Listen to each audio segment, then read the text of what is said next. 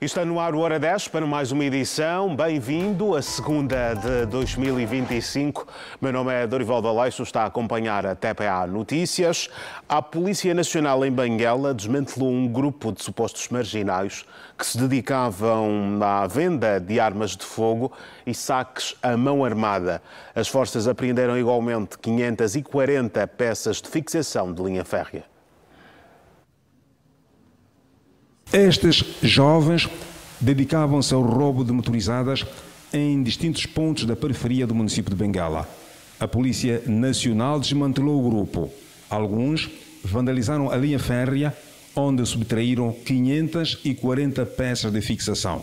No mesmo período, a polícia apreendeu armas de fogo e os jovens que se dedicavam à venda do material bélico. Foi possível deter 5 cidadãos num curso de sequências investigativas que estavam a agir concertadamente para assaltos de motorizado. Foram encontrados 2 cidadãos, conhecidos por Neru e Sendiovoco. O cidadão Sendiovoco, que tem 25 anos de idade, estava ao volante de uma motorizada. O Neru estava como ocupante e a portar uma arma de fogo. Destacaram-se neste local, que é na zona dos antigos combatentes, junto à Rosalina Express, para poderem, portanto, surpreender motoqueiros que pudessem ali passar no período daquela madrugada, por exemplo. Surpreenderam-se quando a Polícia Nacional adiantou-se numa operação que estava a desenvolver e o DIP, assim que deu conta dos mesmos, interpelou-lhes. Os cidadãos tentaram se colocar em fuga e, portanto, ao darem conta da atuação firme da Polícia Nacional, tentaram revidar empunhando a arma de fogo, que foi possível, ou que foi preciso uma resposta enérgica por parte dos efetivos do DIP que estavam a desenvolver ou a realizar a microoperação. Assim, foram detidos eles, apreendida a arma de fogo com munições no carregador, apreenderam também a motorizada que estava a servir de apoio de transporte dos mesmos marginais. 2 cidadãos foram detidos por estes terem vandalizado cerca de 50 metros da linha férrea naquela mesma zona do Cambambe, ou seja, esses cidadãos com uma chave que também está apreendida foram desapertando os parafusos, subtraíram porcas, anilhas, chapas de fixação de parafuso, portanto conseguiram subtrair até agora que está a quantidade apreendida, mais ou menos um pouco mais de 540 peças do mecanismo de fixação da linha de ferro. Portanto, aí para mais ou menos 50 metros, que aí anilhas, porcas e a própria chapa de fixação que recebe o parafuso, no sentido de manter a estabilidade da linha férrea. A polícia continua com sua operacionalidade em distintos pontos da província de Benguela. As forças de ordem e segurança interna esperam dos cidadãos colaboração na denúncia do crime e dos criminosos. E o Serviço de Investigação Criminal deteve um cidadão angolano de 35 anos que se fazia passar por major das Forças Armadas angolanas. No ato de detenção, o homem foi encontrado com uma farda, botas militares e vários passadores. Já é no bairro 5 de... Ou seja, e já no bairro 5 de Abril foi detido um casal acusado de agredir até a morte uma mulher. O homicídio terá acontecido no dia 29 de dezembro do ano passado. O acusado encontrava-se na residência do cidadão. Esse cidadão é oficial superior das Forças Armadas. O acusado encontrava-se lá para então formalizar a sua relação amorosa com a sobrinha deste oficial das FARC. Só que, infelizmente, no momento houve desentendimento entre as partes, entre as famílias, e o acusado, por forma a intimidar, intitulou-se ou disse ser major das Forças Armadas angolanas. Situação essa que suscitou dúvida para esse tenente-coronel das FARC, que é tio da senhora que seria esposa do acusado. Este imediatamente dirigiu-se ao piquete do SIC e formalizou a denúncia. Ainda assim, também conseguimos apreender na residência deste cidadão vários documentos, como recenseamento militar, cópia do BI e certificados de habilitação literária, supostamente também falsos.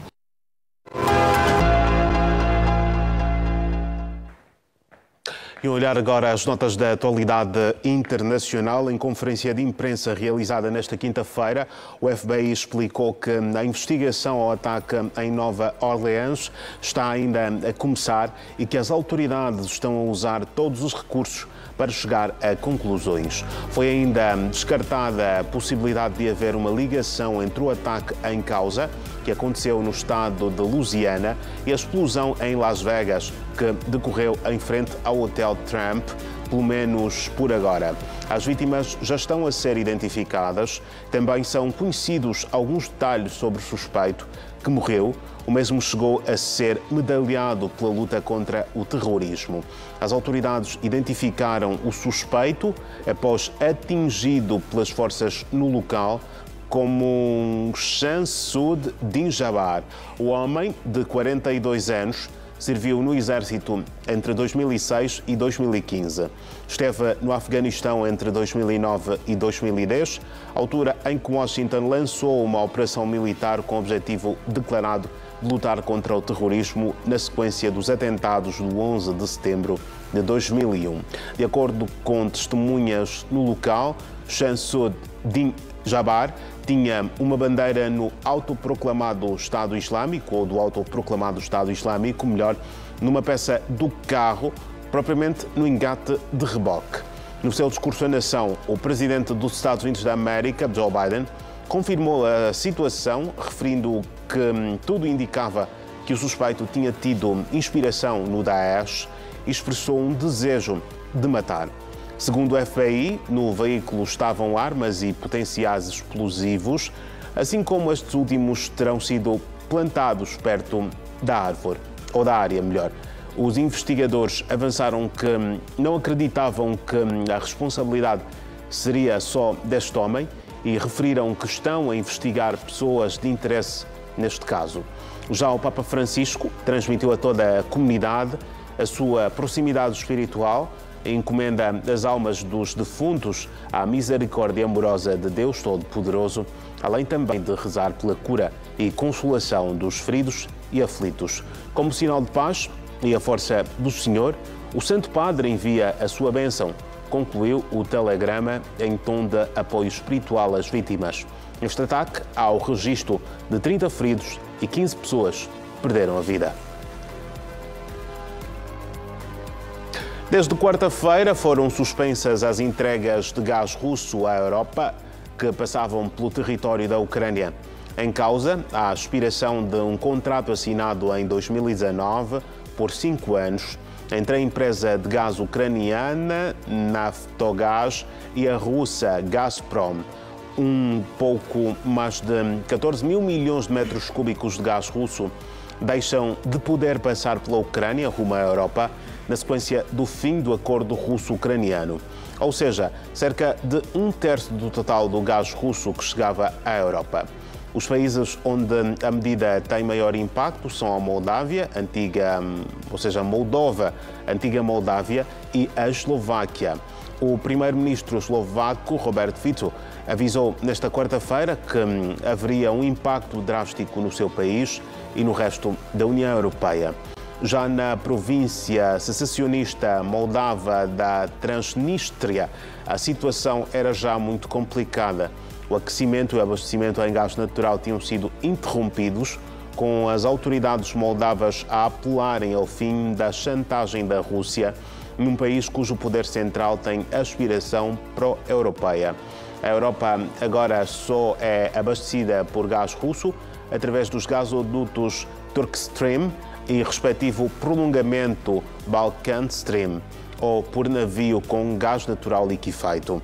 O presidente ucraniano Volodymyr Zelensky congratulou-se com o que considerou ser uma das maiores derrotas de Moscovo.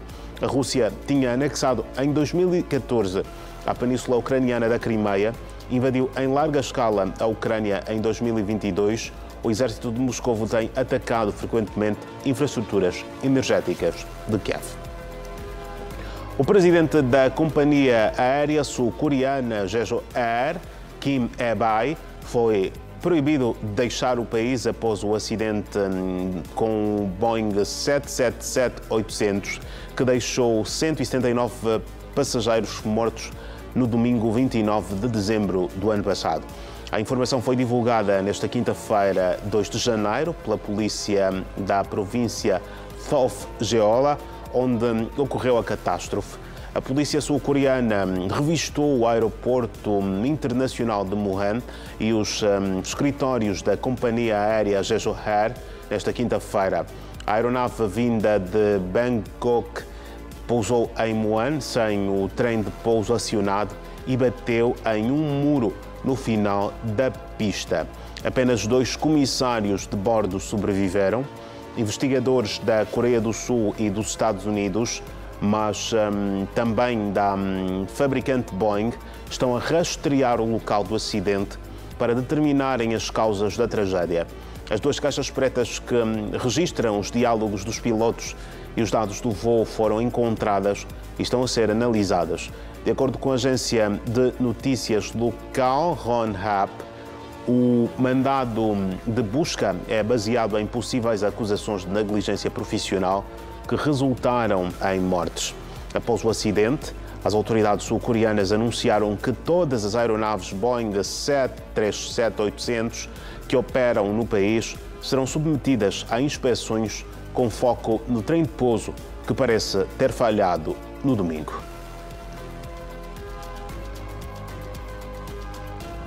E são assuntos que eu analiso já a seguir com Raimundo Gonçalves na sua primeira aparição no Hora 10 da noite deste ano de 2025.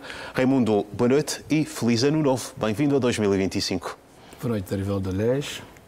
Feliz ano novo para ti também, extensivamente, estimados telespectadores. Afirmativo. Sempre um gosto ter aqui. Em 2025 não será diferente.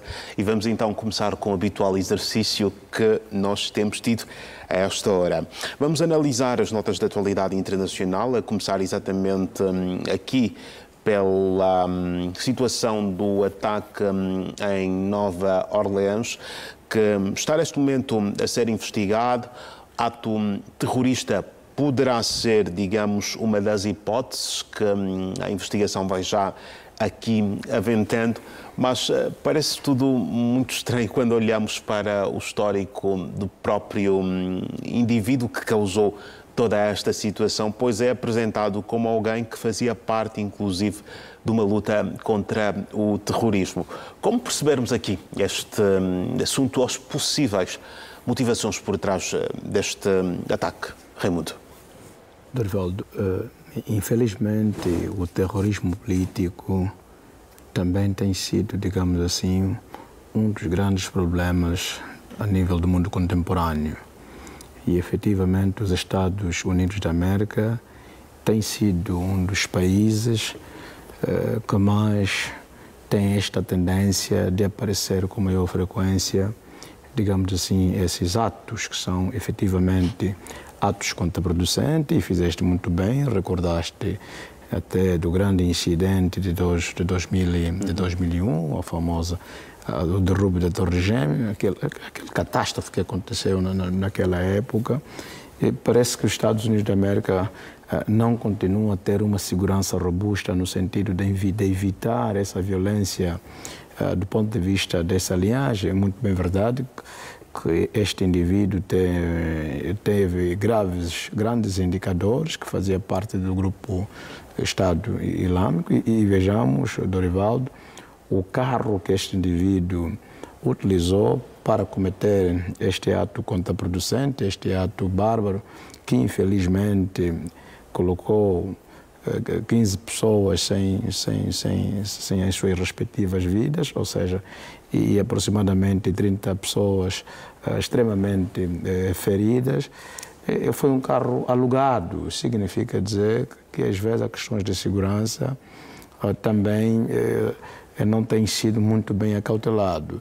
E foi também, claro, em dizer, após desse ato extremamente bárbaro cometido por este homem que tem matriz de Afeganistão e claramente do grupo Estado Islâmico, com maior incidência no Iraque, chegou-se à conclusão que o homem, segundo as informações do FBI, que o homem já tinha tendências para cometer este tipo de crime. Se nós analisarmos das informações recebidas pelo FBI, quando o homem estava a ser, digamos assim, perseguido pela polícia, ainda assim colocou a violência contra os mesmos. Daí foi também morto pelos policiais, digamos assim, a nível dos Estados Unidos da América. É aquilo também que se diz, Dorivaldo, é preciso que os Estados Unidos da América devem melhorar significativamente a sua segurança. Se nós recordarmos, em 2017, em Nova Iorque, também quase aconteceu o mesmo incidente, morreram naquela altura 8 pessoas. Já a nível do estado de Louisiana, e que tu frisaste muito bem, estamos a falar em 15 pessoas.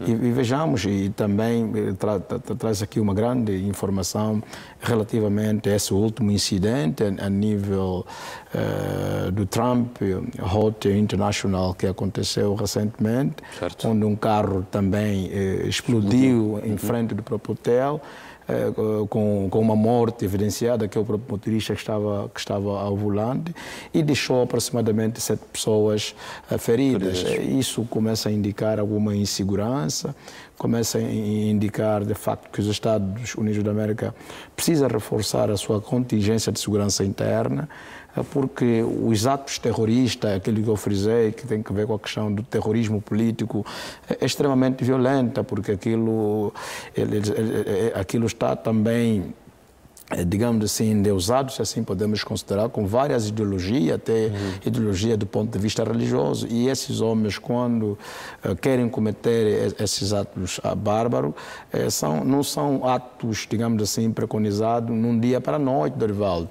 Eles planeiam essas ações dias antes. Daí é que o FBI também, aquilo que é os seus prognósticos, dizem que este homem não planificou simplesmente estes atos isoladamente. Daí é que as investigações continuam no sentido de procurarem alguns elementos que faziam parte, digamos assim, deste acidente que vitimou 15 pessoas e deixou com graves ferimentos em 30 pessoas. Daí, Dorivaldo, voltamos aqui a apelar, infelizmente, nos últimos tempos, quase que o terrorismo político continua a se vivenciar em toda parte do mundo.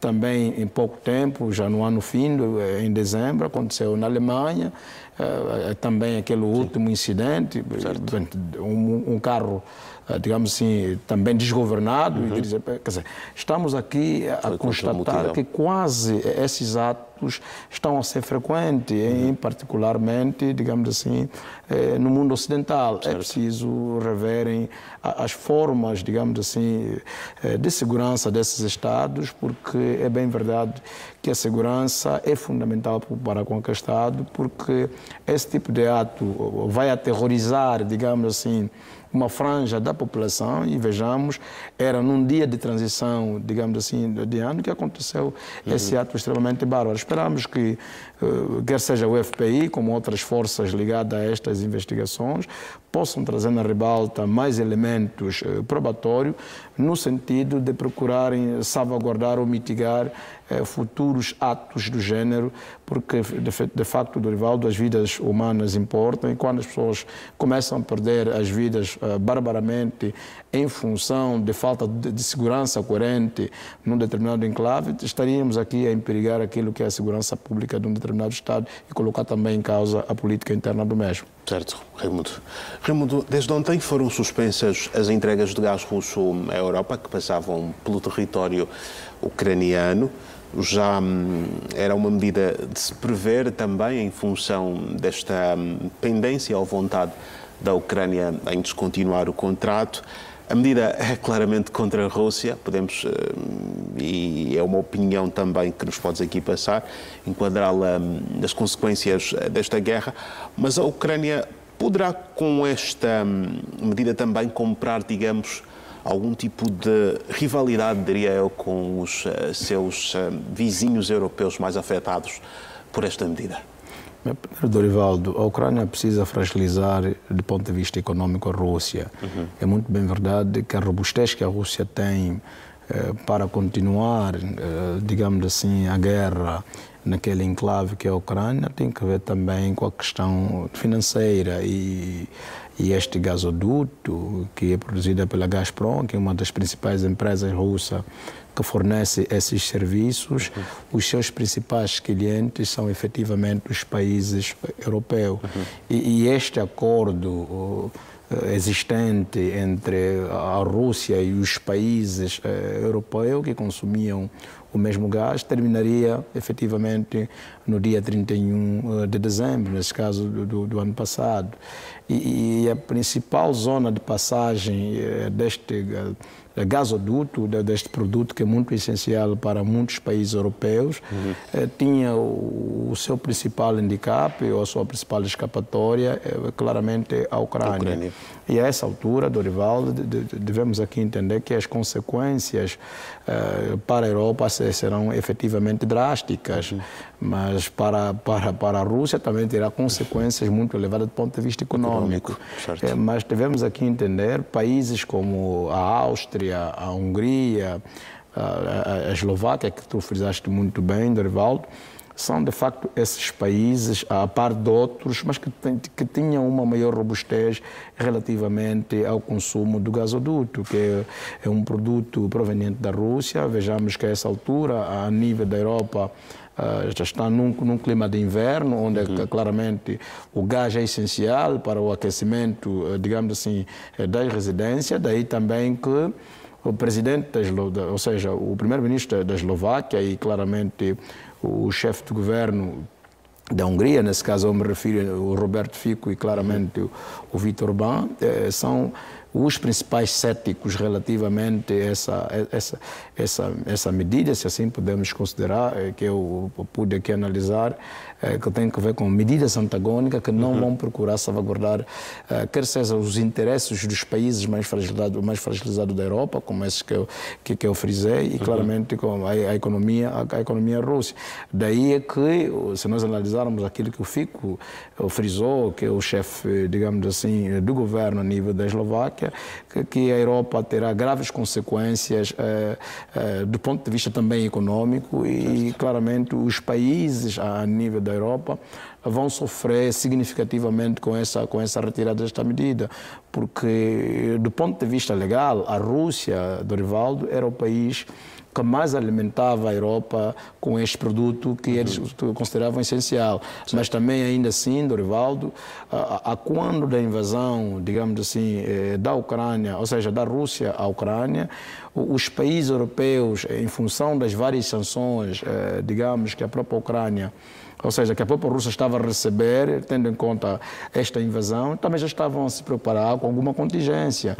Mas, infelizmente, essa contingência ou essa reserva que esses países têm não será suficiente para salvaguardar outros interesses de muitos países europeus. Certo. Daí penso eu que as consequências, eu concordo efetivamente, quer seja com o Robert Fico, como claramente com o Viktor Orbán, que é o chefe do governo da Hungria, quando diziam que os países europeus vão claramente sofrer e nesta fase mais crucial em que vive-se o inverno a nível da Europa, onde o frio tem maior intensidade, penso que esta medida draconiana poderá dificultar não só a vida normal das populações, como concomitantemente as economias daqueles países, porque este gás, a parte de servir para o gás de cozinha e para os aquecimentos, também ajudava as indústrias a salvaguardarem os seus interesses do ponto de vista econômico e financeiro. Penso eu que aqui vamos ter estratégia de duas medidas. A Rússia vai perder significativamente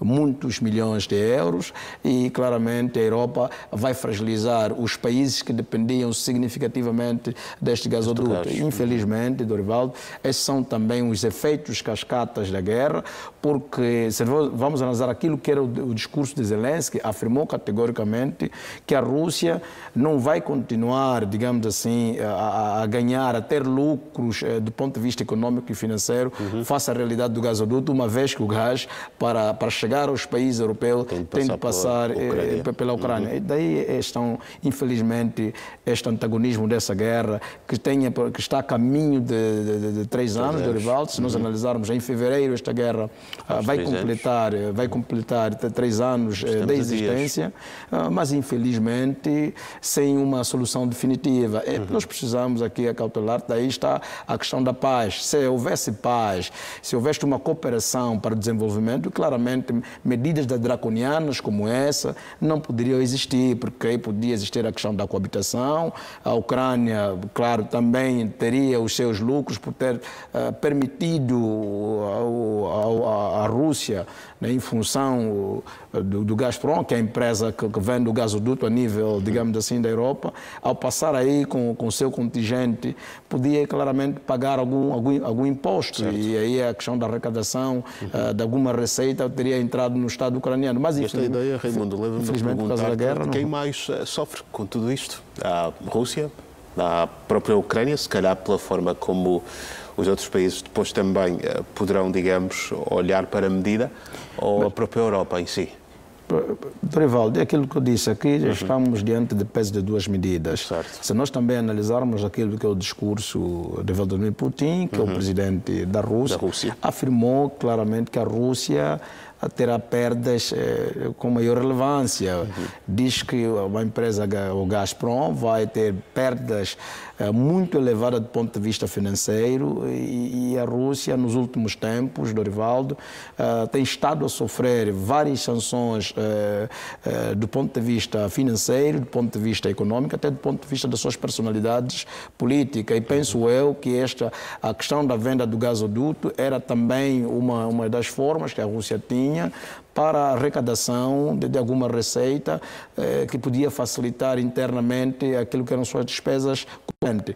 Agora, para os países europeus, claro que as consequências estão aí e nós vamos analisar que vão baixar significativamente a sua robustez naquilo que tem que ver com a questão energética, porque, Dorivaldo, este gasoduto era também muito utilizado para as questões fabris a nível dos países europeus. Daí que o Vítor Orbán e claramente o Robert Fico, que são dois grandes céticos relativamente ao apoio da Europa a nível da guerra russo-ucraniana, ou seja, eles não concordam que o apoio a nível da União Europeia tem de ser daquela forma como efetivamente a Ucrânia tem recebido os mesmos apoios, mas é também aquilo que se diz, Dorivaldo, a única forma que tem para consolidar este tipo de empecilhos é claramente salvaguardar a consolidação deste conflito, porque estes são efetivamente os efeitos cascatas das guerras, porque as guerras trazem essas consequências. Infelizmente, a população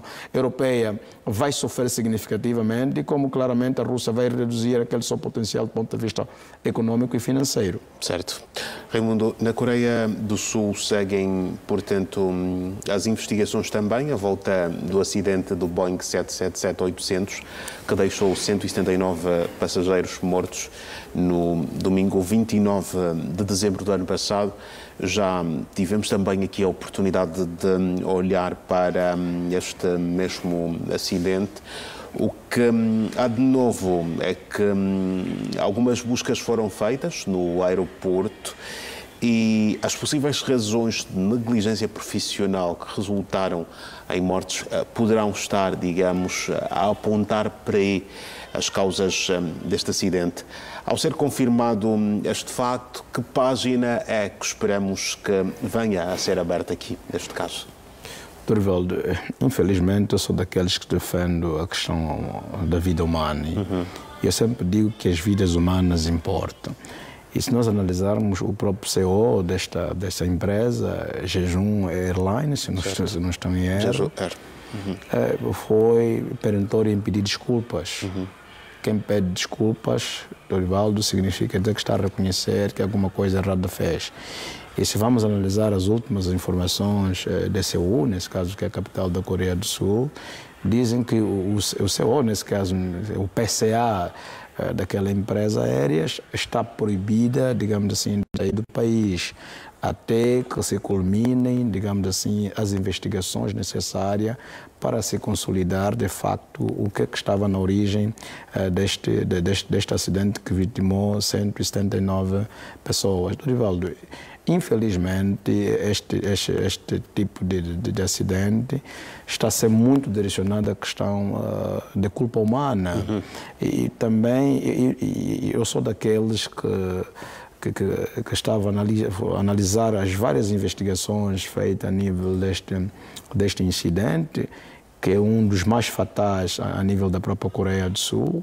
O último foi em 1997, mas digamos, aquilo que tem a ver com o número de pessoas mortas neste acidente é um dos mais trágicos a nível daquele enclave que é a Coreia do Sul. Daí que as investigações estão a ser muito holísticas e vejamos, Dorivaldo, está a ter um impacto extremamente negativo para a Boeing. A Boeing está a perder credibilidade a nível do mundo em função desses últimos acidentes. Esse acidente que poderia ser evitado, porque está-se a indicar que é erro humano e também, Dorivaldo, eu sei que também és uma pessoa muito viajada. É uma coisa que eu não pude entender relativo como foi configurado o aeroporto, digamos assim, daquela cidade, da Coreia do Sul. Sim. Vejamos que o muro estava muito próximo da pista. Mas como é que é possível? Eu não entendo muito de técnica de aviação, mas nós já viajamos e não é possível que depois da pista está o muro. O voo mau saiu da pista foi logo ao muro. Significa dizer que, penso eu, que aquilo que tem a ver com as normas internacionais, se nós analisar os nossos aeroportos, os muros estão mais além e até ainda tem um espaço verde, tem ali um bocadinho de areia que possa facilitar a frear o voo se de facto despistar. Mas infelizmente o que aconteceu naquele aeroporto da Coreia do Sul, mal o voo despistou, foi logo, digamos assim, pelo muro, e o embate foi tão forte que infelizmente vitimou 179 pessoas. E daí também dizem que os dois sobreviventes existentes naquele voo, só para nós analisarmos onde é que eles surgiram, Dorivaldo. Estavam na parte mais traseira, digamos assim, do voo.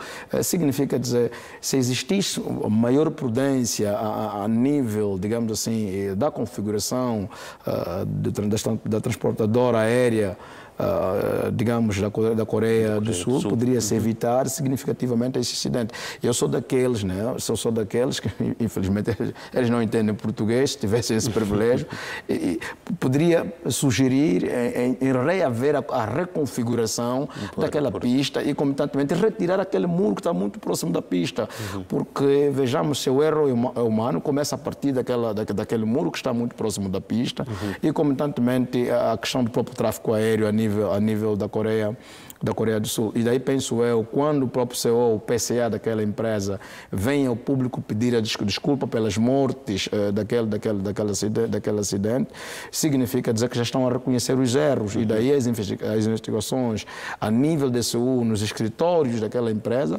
continuam, Dorivaldo. Daí é que o mesmo cidadão, nesse caso o PCA daquela firma, está proibido em deixar o país. Significa dizer, depois de se terminar as várias investigações e encontrarem elementos probatórios suficientes, eles podem responder criminalmente ou digamos assim, civilmente esta ação. Daí penso eu que é preciso o mundo da aviação rever a questão de segurança.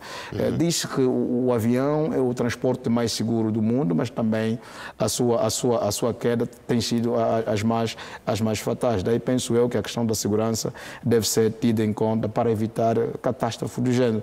Mas também deve-se entender que aquilo que eu frisei, a Boeing perdeu credibilidade a nível do mundo. Certo. Muitas vendas que a Boeing teria feito este ano, ou no final dele, agora os países já estão céticos. Até porque o modelo dos aviões também foi colocado em causa, não é? Foi colocado em causa a credibilidade, daí que a Boeing está a pedir a responsabilidade daquele romano, Dorival, porque está só a essa altura, em função deste acidente, disse mesmo que a Boeing perdeu milhões de dólares, porque está a perder muitos contratos face àquela realidade. Sim. Daí penso eu que já existem investigadores, digamos, americanos, como claramente investigadores sul-coreanos, que estão naquela zona para trazerem na ribalta as verdades, digamos, daquele incidente que infelizmente vitimou 179 pessoas. Daí precisa-se procurar mecanismo eficaz e eficiente para evitar as futuras catástrofes que aconteceu a nível daquele enclave que é a Coreia do Sul. Certo. Raimundo, que seja a primeira de várias presenças, ainda aqui no Hora 10 da noite. Amanhã estaremos juntos, seguramente, estaremos para juntos a semana. Até lá, um forte abraço e muito obrigado por mais uma presença. Grato e boa noite a todos. Era o Raimundo Gonçalves analisando as notas da atualidade internacional. Vamos agora seguir e falar sobre uma tentativa fraudulenta e bastante arriscada. Um motorista de um caminhão cisterna com capacidade para 35 mil litros foi até ao terminal marítimo da Sonangol, no bairro Petrangola, em Luanda, para carregar petróleo iluminante. Só que este caminhão já tinha no seu interior 26 mil litros de gasolina. Anculazal conta-nos toda a história a seguir. O caminhão cisterna já fazia o transporte de combustível. Porém, no dia 27 de dezembro do ano passado, um detalhe chamou a atenção dos profissionais do terminal marítimo da Sonangol. Depois de tratar toda a documentação, o motorista não carregou o produto e já estava a retirar-se do local. Por isso, chamaram a polícia. Este caminhão dirigiu-se para este terminal local que habitualmente é dirigido para carregamento de combustível e cumpriu os trâmites no sentido da obtenção, da compra e transporte de 35 mililitros de petróleo iluminante. Mas o que espantou alguns funcionários deste terminal marítimo da Sonangol é que o caminhão, em momento nenhum, encostou para a zona de abastecimento, mas ia retirando-se com a documentação toda em posse. Foi assim que eles orientaram a equipa de segurança, impediu que este caminhão saísse e quando foram verificar no seu interior, o caminhão já entrou cheio, o atestado de combustível. Tinha, na altura, atestado não digo, mas tinha 26 mililitros de gasolina. Há uma suposta rede criminosa que está por trás da operação frustrada. Era uma clara intenção de um esquema existente entre alguns funcionários do terminal marítimo da Sonangol, envolvido nesta questão e que pretendiam branquear esta gasolina. Ou seja, o destino ou a origem desta gasolina ainda é desconhecida. São fatores que vamos apurar aqui em sede de investigação criminal. O que é certo é que essa gasolina não é lícita, não entrou lá de maneira lícita, era para ser branqueada porque o senhor ia sair daí com a documentação registrada de que ele levantou algum produto do terminal marítimo da Sonangol e poderia circular, passar pelas autoridades na via pública sem qualquer dificuldade porque ele estava documentado e autorizado. Com a abordagem da polícia e consequente apreensão do produto e bem como do veículo, o motorista colocou-se em fuga. Foi aí que entrou em ação o proprietário do caminhão cisterna para resolver a situação. E o proprietário do caminhão, com os agentes que estavam no teatro desta operação, ofereceu uma viatura de marca Suzuki de modelo Swift para ver livre o seu caminhão e o produto que continha no caminhão, que é a gasolina, e mais 500 mil kwanzas.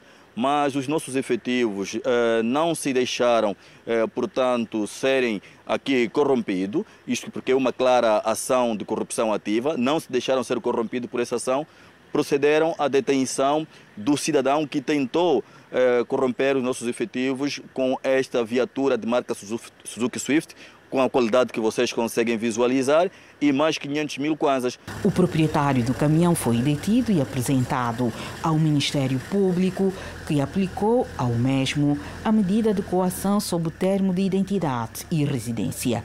Um trabalhador do terminal marítimo da Sonangol está igualmente a ser investigado. Agora, as autoridades policiais e de justiça querem igualmente saber qual é a origem e qual seria o destino da gasolina apreendida. E mais de 1000 litros de combustível foram apreendidos por efetivos do Comando Municipal de Cacuzo. O produto em causa encontrava-se no bairro Ogienda.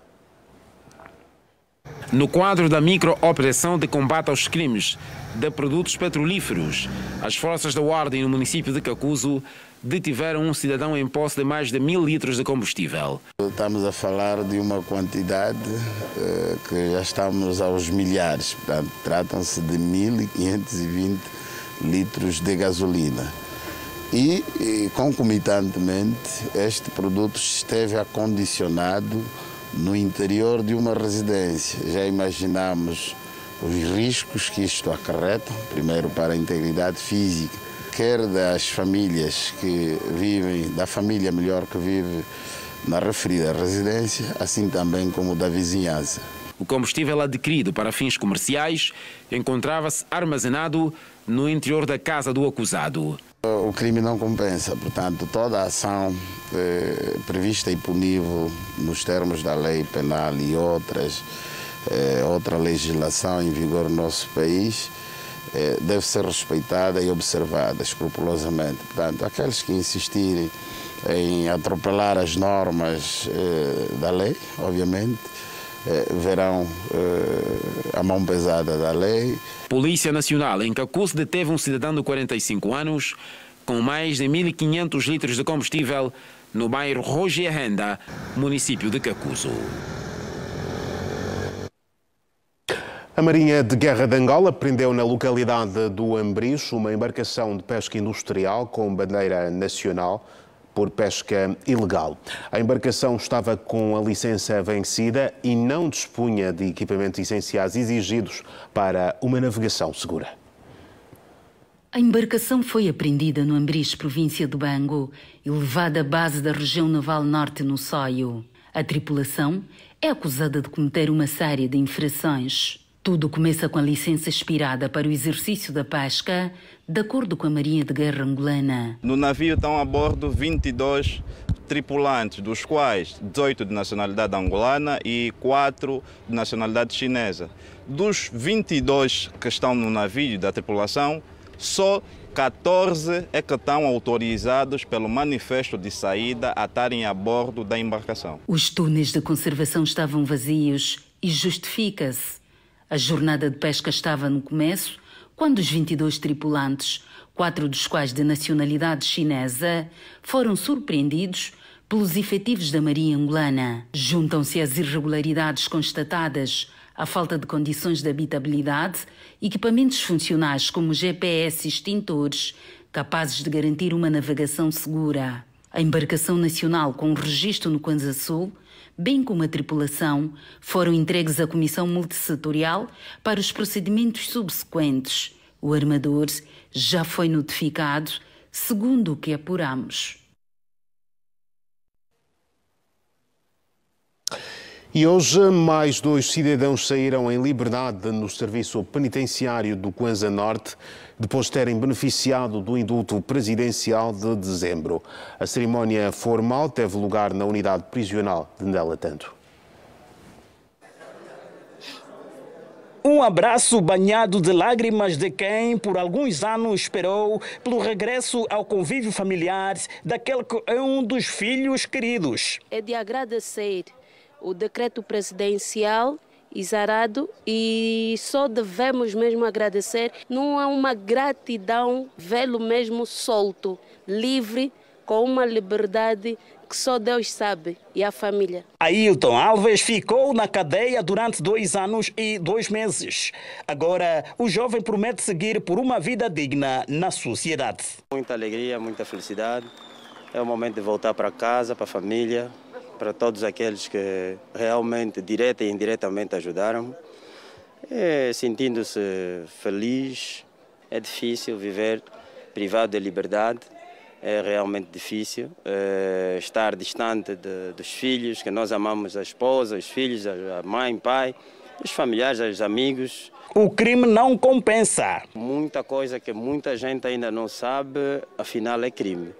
E todo cuidado é pouco. Peço a todos aqueles que insistem nas práticas ilícitas para terem maior cuidado, para serem humildes, para serem responsáveis e ver se não cometam o mesmo erro que muitos de nós, que por excesso de confiança ou por outras questões, acabamos por esta situação. São 2 cidadãos abrangidos neste processo no Kwanza Norte por questões administrativas. Outro vai receber a soltura no serviço penitenciário da província do Bengo, onde foi transferido no ano passado. Estes, por terem demonstrado bom comportamento enquanto estiveram aqui privados de liberdade, granjearam então a este processo do indulto presidencial, que é um ato de benevolência e de perdão de Sua Excelência Presidente da República, relacionado ao decreto 295/2024. Todos vocês devem continuar a primar pelo bom comportamento para que também granjeiem deste mesmo processo. Nesta altura, a unidade penitenciária do Kwanza Norte controla mais de 400 presos. Destes, 7 são mulheres. Hoje foi também o dia de volta ao trabalho, depois das férias de Ano Novo. Trabalhadores de várias repartições públicas e privadas na província do Bengo, por exemplo, compareceram em massa aos seus locais de trabalho no primeiro dia do ano, após a transição de ano. Os abraços entre os colegas no local de trabalho simbolizam o regresso dos funcionários após a passagem de ano. Ver o outro mais um dia é dizer mesmo graças a Deus, então vai haver aquela irmandade. Na irmandade vai haver mesmo aquela alegria. No Tribunal da Comarca do Dande, por exemplo, apesar da tradicional férias judiciais, a presença de funcionários foi notória. Estamos aqui disponíveis, temos sempre que cumprir as nossas missões que nos foram incultadas, né, para podermos aqui representar o Estado. Né? Então, independentemente do que ocorreu, né, celebramos, tivemos dia de pausa, então vamos ficar aqui também para atender o público. Nós todos estamos presentes, há presença de requerentes, não no mundo habitual, mas timidamente há requerentes também já presentes. Outros que também vêm para os julgamentos, outros para requerer alguns trabalhos ou alguns documentos necessários. A gente recebe aqui cerca de vários processos diários e temos as escalas dos juízes de garantias. E estão a funcionar plenamente. Já na sede do Governo Provincial, na Sala de Recursos Humanos, o cenário era idêntico. Os abraços e um número de presença considerável. Estamos aqui para poder fazer sentir que o nível de absentismo não se nota no governo da província do Bengo, especialmente do Gabinete de Recursos Humanos. Somos funcionários responsáveis e comprometidos com o trabalho. Aqui estamos para cumprir com as nossas tarefas, produzir e produzir. Funcionários de diferentes repartições comparecem em grande número aos seus locais de trabalho no primeiro dia após a passagem de ano. E mais de 50 antigos quadros do Instituto Normal de Educação Física visitaram a província da Huila para troca de experiência com a nova geração de professores de Educação Física. Os mesmos aproveitaram também a ocasião para visitarem os pontos turísticos daquela província. Vieram de quase todas as províncias, mas com maior representatividade de Luanda, Huambo, Namibe, Benguela, que se juntaram à província anfitriã. São antigos quadros do INEF, Instituto Normal de Educação Física. Hoje, muitos já reformados vão unindo a cada dia estes antigos quadros. Esta é a segunda vez que acontece esta atividade. A primeira teve lugar no ano passado na província do Huambo. Objetivo, trocar experiências com a nova geração de professores de educação física e, estando numa das melhores cidades do país, nada melhor do que aproveitar o momento para desfrutar de vários pontos turísticos. A Fenda da Tundavala e a Capelinha da Nossa Senhora do Monte, só para citar estes, fizeram parte do roteiro. Trata-se da segunda edição da excursão dos larecos do INEF é assim que se considera o nosso grupo.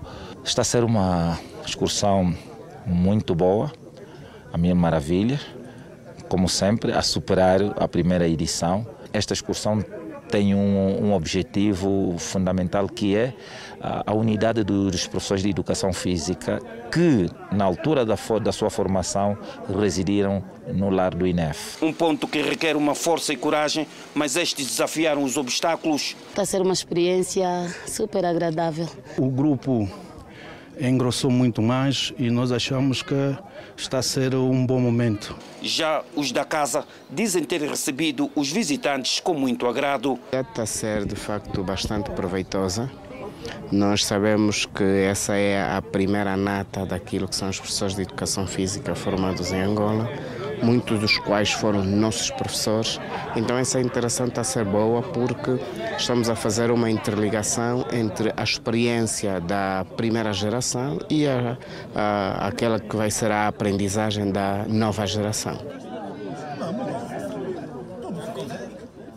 Eu e esta equipa regressaremos amanhã. Enquanto isso, eu deixo já a seguir o caro telespectador com a Neuza Camati em mais uma edição do Jornal da Meia-Noite. Continuação de bom ano, de boa noite, em companhia da TPA Notícias Bem Melhor, pois temos informação de primeira para si. Fique bem, até amanhã.